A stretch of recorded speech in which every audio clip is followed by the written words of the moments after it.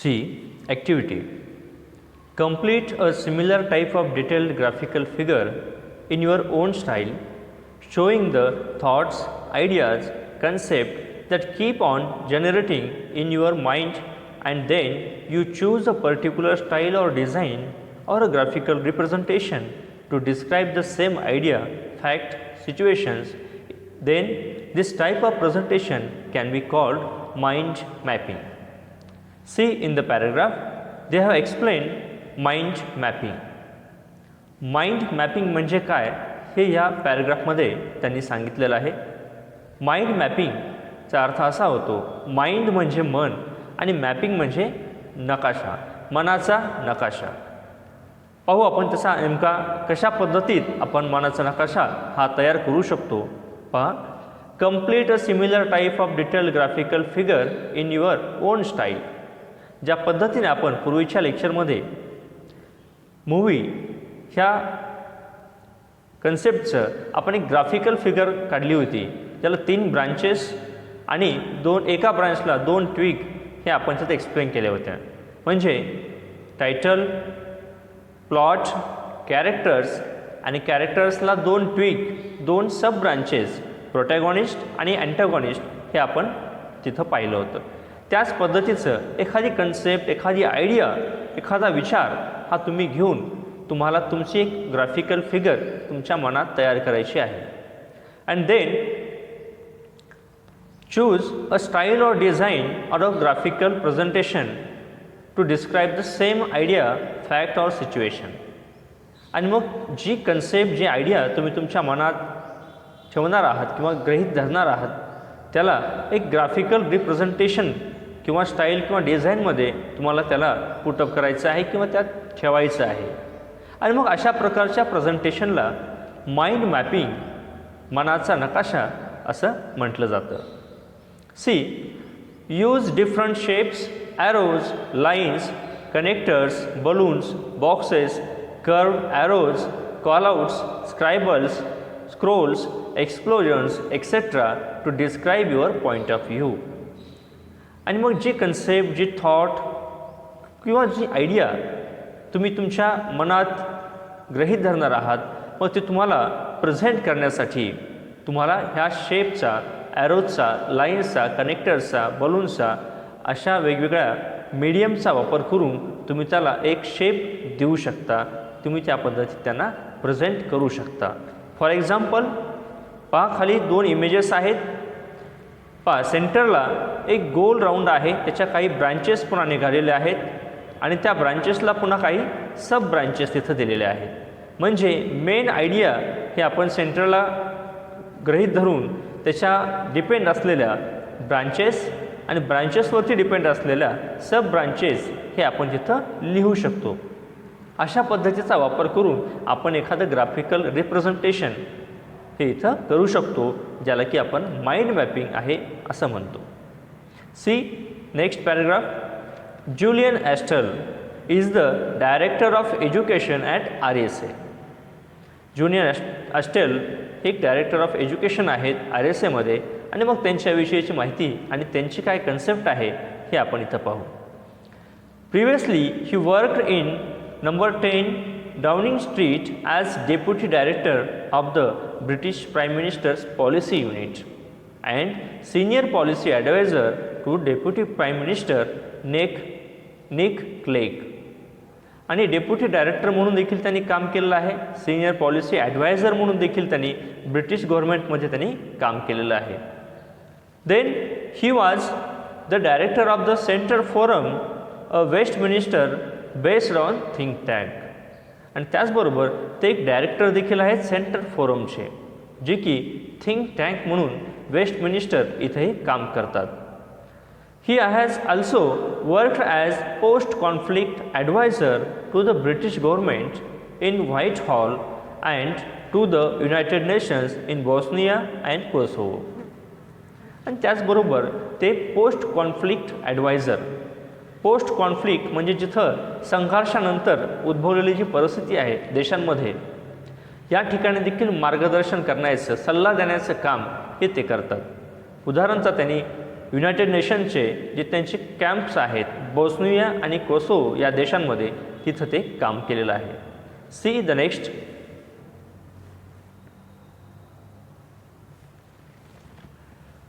See the image. This is mind mapping of transportation. हे ट्रान्सपोर्टेशनचं mind mapping आपण इथं तयार केलेलं आहे. पहा, ट्रान्सपोर्टेशन ही मेन आयडिया आहे जी आपण सेंटरला इथं घेतलेली आहे. देन त्याच्या 3 ब्रांचेस आपण इथं घेतलेल्या आहेत. Land transportation, water transportation and air transportation. म्हणजे दळणवहन हे 3 प्रकारे केलं जातं, जमिनीवरून, पाण्यामधून आणि हवेतून. Then you can see there are also sub branches of the every branch. प्रत्येक ब्रांचला एक आणखी काही सब ब्रांचेस तिथं आपण ॲड केलेले आहेत. See first land transportation. See land transportation includes train, motorcycle, bus, trolley, subway, semi tractor, trailer, foot, automobile, truck, van या सर्वांचा वापर हा लँड ट्रान्सपोर्टेशनमध्ये केला जातो. Same way water transportation includes ship, submarine, cargo container, ship, aircraft carrier, canoeing, sailboat या सर्वांचा वापर हा वॉटर ट्रान्सपोर्टेशनमध्ये केला जातो. And the same way, air transportation includes aeroplane, blimp, helicopter, space shuttle, hot air balloon, glider. बघा, आपण ही जी image इथं तयार केलेली आहे, माइंड मॅपिंग आहे ट्रान्सपोर्टेशनचं. Main idea transportation that divides into 3 parts, means 3 branches, land, water and air. And these 3 branches divides into sub parts or sub branches including the types of transportation. C.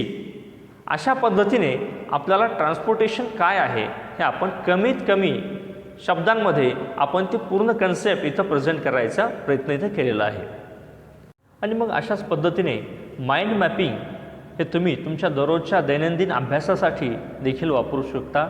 या माध्यमातून तुम्ही ज्या काही concept असतील त्यांना कमीत कमी शब्दांमध्ये महत्त्वाचे जे पॉईंट्स आहेत ते तुम्ही हायलाईट करून त्याचा आणखी डिटेल स्टडी या पद्धतीतून करू शकतो आपण. See the next. In the most watched TED talk of all times, educationalist sir Ken Robinson FRSA claims that schools kill creativity, arguing that we don't grow into creativity, we grow out of it, or rather we get educated out of it. Yet to Robinson, creativity is as important as literacy and we should afford it the same status. See, in the most watched TED Talks of all times, educationalist Sir Ken Robinson FRSA claims that schools kill creativity, arguing that we don't grow into creativity, we grow out of it. आणि Ted टॉकमध्ये म्हणजेच technology, entertainment and design याच्या जे काही चर्चासत्र किंवा जे debate याविषयी ते बोलताना एज्युकेशनलिस्ट सर रॉबिन्सन हे नेहमी म्हणतात की स्कूल किल क्रिएटिव्हिटी. शाळा ही विद्यार्थ्यांची सृजनशीलता किंवा कल्पकता जी निर्माण करण्याची क्षमता आहे त्याचा ऱ्हास करत आहे. Because he says we don't grow into creativity, we grow out of it. आपण क्रिएटिव्हिटीचा विकास करण्यासाठी किंवा वाढ करण्यासाठी कधीच प्रयत्न करत नाही, तर आपण क्रिएटिव्हिटीच्या बाहेर जाऊन हा शिक्षणाचा विकास करण्याचा प्रयत्न करतो, त्याच्या आपण बाहेर जातो. और rather we get educated out of it. आणि मग क्रिएटिव्हिटीपासून दूर जाऊनच आपण शिक्षण किंवा आपण सुशिक्षित होत असतो. मग हे जे प्रमाण आहे क्रिएटिव्हिटीपासून दूर जाण्याचं आणि मग सुशिक्षित होण्याचं किंवा शिक्षण घेण्याचं, यामुळेच क्रिएटिव्हिटी किंवा जी सृजनशीलता आहे तिचा ऱ्हास होत आहे. Yet to Robinson, creativity is as important as literacy and we should afford it the same status. आणि त्यांच्यामध्ये क्रिएटिव्हिटी ही लिटरसीसारखंच साक्षरते इतकंच हे तितकंच महत्त्वाचं आहे. आणि त्यामुळेच आपण साक्षरता असेल किंवा सृजनशीलता असेल म्हणजे लिटरसी असेल किंवा क्रिएटिव्हिटी असेल, दोघांनाही सारखंच स्टेटस, सारखंच महत्त्व हे आपण द्यायला पाहिजे. मग बघा, या कन्सेप्टवरून आपण या माइंड मॅपचा इथं अभ्यास करू की ही जी कन्सेप्ट त्यांनी प्रेझेंट केलेलं आहे टेड टॉकमध्ये क्रिएटिव्हिटीच्या रिलेटेड, ती कशा पद्धतीत माइंड मॅप आपण त्याचा पहा. सर केन रॉबिन्सन क्लेम्स, त्यांचं काय क्लेम आहे हे आपण मेन आयडिया ही गृहीत धरलेली आहे. First he claims school kill creativity. त्यांचा क्लेम आहे की शाळा ही विद्यार्थ्यांची क्रिएटिव्हिटी हे नष्ट करतात. Then education out of creativity, शिक्षण हे क्रिएटिव्हिटीच्या बाहेर आहे. म्हणजे शिक्षणासोबत क्रिएटिव्हिटी इथं शिकवली जात नाही, तर शिक्षण आणि क्रिएटिव्हिटी या दोन वेगवेगळ्या बाजू आहेत असं त्यांना सांगायचं आहे. See the third, creativity to be acquired in education itself. आणि क्रिएटिव्हिटी ही शिक्षणासोबतच मिळाली पाहिजे किंवा शिक्षणासोबतच क्रिएटिव्हिटीचा देखील विकास झाला पाहिजे, कारण दोघांनाही तितकंच महत्त्व आहे. See, true creativity is based on knowledge which in turn is based on literacy. आणि जी खरी सृजनशीलता असेल किंवा जी खरी क्रिएटिव्हिटी असेल ही तुमच्या ज्ञानावरती आधारित असते आणि तुमचं ज्ञान हे तुमच्या साक्षरतेवरती, तुमच्या एज्युकेशनवरती हे डिपेंड असतं. त्यामुळेच our schools where children develop literacy skills on which all further learning depends are therefore not killing creativity. आणि त्यामुळे ज्या काही शाळा आपण जे विद्यार्थी शाळेमध्ये शिकतात, जे की शाळेमध्ये त्यांचं लिटरसी स्किल डेव्हलप करतात, याचाच अर्थ ते काही क्रिएटिव्हिटी नष्ट करत नाहीत किंवा क्रिएटिव्हिटीचा ते ऱ्हास करत नाहीत, तर ती क्रिएटिव्हिटी डेव्हलप करण्यासाठी त्यांचं ज्ञान हे वृद्धिंगत होत असतं किंवा ते ज्ञान वाढत असतं. See, the literacy skill they are learning in schools, this skill not killing creativity but cultivating it by providing the foundation young people need to be properly creative. आणि मग हे जे ज्ञान त्यांना शाळेत मिळतं, तर ते ज्ञान क्रिएटिव्हिटीसाठीचा जो लागणारा अभ्यास आहे किंवा जे ज्ञान आवश्यक असतं एखादी सृजनशीलता निर्माण करण्यासाठी, तर त्यासाठी लोकांमध्ये, विद्यार्थ्यांमध्ये जे फाउंडेशन असेल किंवा त्याचा पाया असेल, जे की त्यांना प्रॉपरली क्रिएटिव्ह हा बनवू शकतो, यासाठीचं ज्ञान हे शाळा त्यांना मिळवून देत असतात किंवा त्यांना शाळेत ते ज्ञान मिळत असतं. See the next paragraph. As evidence of how schools kill creativity, Robinson cites the example of a young girl called Gillian Lane, who at the age of 8 was already viewed as a problem student with a probable learning difficulty due to her inability to sit still and concentrate. And Robinson जे की example देतात की शाळा कशा पद्धतीने क्रिएटिव्हिटीचा ऱ्हास करतात. See, they have given an example of a young girl named Gillian Lane, who at the age of 8, जी की 8 वर्षाची मुलगी आहे गिलियन लेन, हिचं उदाहरण त्यांनी दिलेलं आहे. who was viewed as a problem child or problem student, जी एक प्रॉब्लेम चाइल्ड आहे. See, she is probable learning difficulty due to her inability to sit and still concentrate. आणि तिच्यात एक डिफिकल्टी आहे की ती कुठल्याही जागेवर स्थिर बसू शकत नाही आणि त्याचबरोबर कुठल्याही गोष्टीवरती कॉन्सन्ट्रेट करू शकत नाही किंवा एकाग्र ती करू शकत नाही. त्यामुळे ती एक प्रॉब्लेम स्टुडंट ही बनलेली आहे. When her mother sought a medical explanation for Gillian's constant fidgeting and lack of focus, the doctor suggested they speak privately.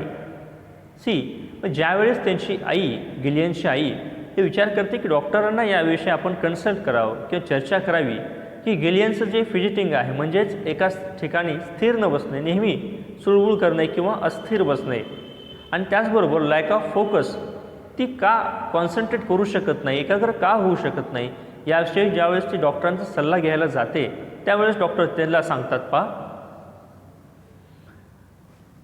as The two adults got up to leave. The doctor turned on the radio. Left alone in music-filled room, young Gillian began to dance. आणि ज्यावेळेस मग doctor आणि गिलियनची आई हे दोघेजण रूममधून बाहेर पडतात, consulting रूममधून ज्यावेळेस ते बाहेर पडतात त्यावेळेस डॉक्टर गिलियनला एकटं त्या रूममध्ये सोडतात आणि रेडिओ हा ऑन करतात. त्याच रेडिओवरती पहा पुढे, left alone in a music field room. आणि त्या रूममध्ये पूर्णपणे फक्त म्युझिकच प्ले होत असतं. त्याच वेळेला गिलियन बिगन टू डान्स. आणि ते म्युझिक ऐकून गिलियन नाचायला चालू करते.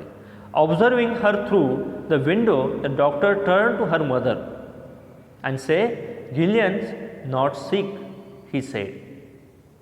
And after observing how Gillian dancing in the music filled room, he turned to mother and say, Gillian's not sick. Gillian is not sick. Gillian काही आजारी नाही असं ते तिच्या आईला सांगतात. She is a dancer. ती एक नर्तिका आहे, ती एक डान्सर आहे असं ते सांगतात. Today, at the age of 92, Gillian can look back on a long career in a ballet dance and musical theatre which saw her become one of the world's most successful choreographers with hits like Andrew Lloyd Webber's Cats and Phantom of the Opera among her many achievements. Yet her school had all but written her off, mistaking her extraordinary talent for some form of behavioral problem or cognitive impairment.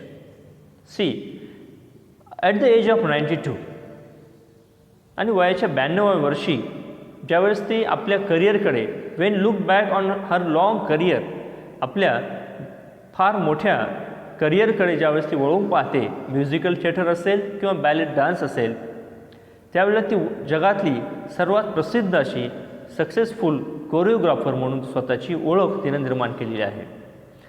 With सॉ पुढे, with hits like Andrew Lloyd Webber's Cats and Phantom of the Opera, and among many achievements. आणि त्याचबरोबर Andrew Lloyd Webber's Cat आणि Phantom of the Opera सारखे prizes तिनं मिळवलेले आहेत किंवा तिला अवॉर्ड ती मिळालेले आहेत. Yet her school had all but written her off. आणि एवढं सगळं असताना देखील तिच्या शाळेने तिच्याबद्दल थोडंसं गैरसमज केलेला आहे किंवा misunderstanding of her extraordinary talent for some form of behavioural problem. आणि शाळा काय तिच्या असलेलं तिच्या कलेकडे, तिच्यातल्या सुप्त गुणांकडे हे दुर्लक्ष शाळेकडून झालेलं आहे. कशामुळे? तर तिच्यात जे मिसबिहेवियर असेल किंवा तिचं बिहेवियरल जे प्रॉब्लेम असेल किंवा कॉग्नेटिव्ह इम्पेअरमेंट, अआकलनीय जी तिचा कमजोरी आहे तिच्यात असलेली, न समजण्याची जी तिची मानसिकता आहे, ह्या गोष्टीमुळे तिच्यात असलेलं हे टॅलेंट शाळेने इग्नोर केलेलं आहे. आणि यामुळेच मग रॉबिन्सन म्हणतात की जे आपलं ट्रॅडिशनल एज्युकेशन आहे यामध्ये खऱ्या अर्थाने जी क्रिएटिव्हिटी आहे त्याकडे दुर्लक्ष केलं जातं. जे मुलांमध्ये जे टॅलेंट आहे, जे हिडन टॅलेंट आहे त्याकडे दुर्लक्ष करून फक्त लिटरसी स्किल डेव्हलप करण्यावरती हे एज्युकेशन पॅटर्न किंवा सिस्टीम हे फोकस करते. पहा मग आता गिलियन लेन ज्याचा आपण इथं स्टडी केलेला आहे त्याची पूर्ण प्रोफाईल आपण इथं पाहिलेली आहे इन शॉर्टमध्ये. आणि मग त्याविषयीच आपल्याला काय करायचं आहे, तिचा एक माइंड मॅप गिलियन लेनचा इथं आपल्याला तयार करायचा आहे. मग कशा पद्धतीत असू शकतो ते आपण खालच्या इमेजमध्ये पाहू. Gillian Lynne is the main idea. The first branch, young girl 8 years of age, problem student. एक तरुण मुलगी 8 वर्षाची जी एक प्रॉब्लेम स्टुडंट आहे. Second, inability to sit still and concentrate. आणि तिच्यात असमर्थता आहे एका ठिकाणी बसण्याची आणि एका ठिकाणी एकाग्रपणा करण्याची. Then medical explanation. आणि तिचं काय मग मेडिकल एक्सप्लेनेशन तिच्या आईनं केलेलं आहे. And then doctor turn on the radio, Gillian alone began to dance.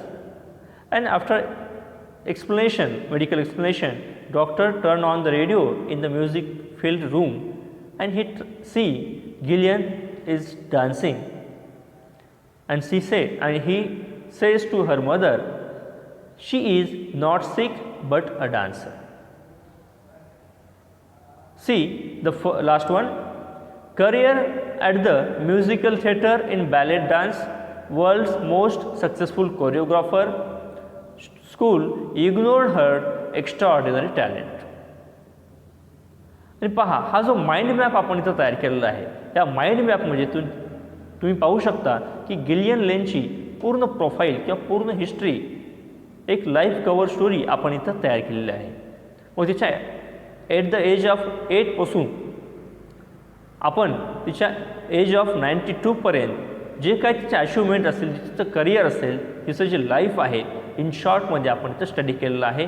आणि आपण हा माइंड मॅपच्या माध्यमातून इथं कमीत कमी शब्दामध्ये तो इथं आपण तयार केलेला आहे.